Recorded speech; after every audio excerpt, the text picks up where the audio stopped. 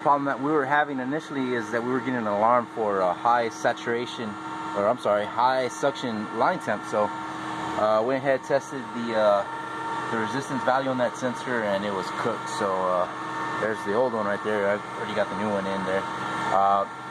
Not as easy as you think.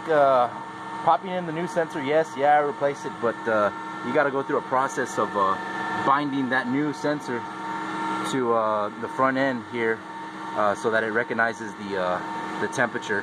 Right now, let's see if you can see that. I'll focus. Okay, suction temperature. Golly, where's that light? Oh, let's see. There it is, right there. Okay, kind of hide that light a bit.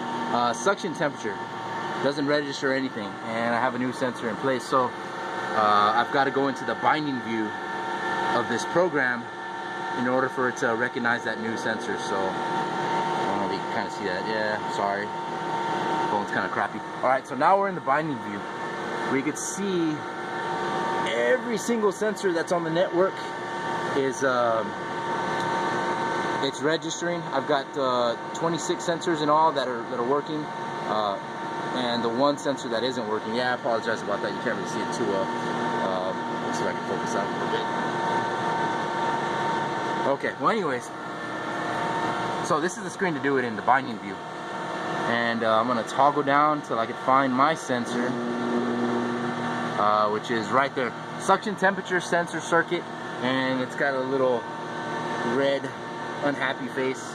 That means it's not binded. So the way you do that is there is a sticker right there, a little green sticker, where I put my magnet close to it, and that light starts to show up. So before you hit bind right there on the computer, you need to make sure that light, when you got the magnet close to it, is working. So I'm gonna go ahead and click bind.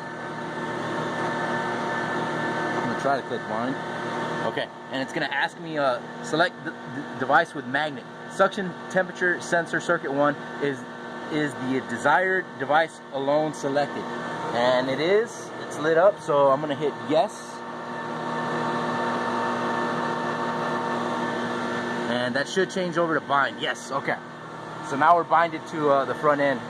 Now we're gonna recognize that new sensor. So I'm gonna go back to from bind view to connection or unit view, rather, and that'll restart my my chiller. It'll go through a process of rebooting.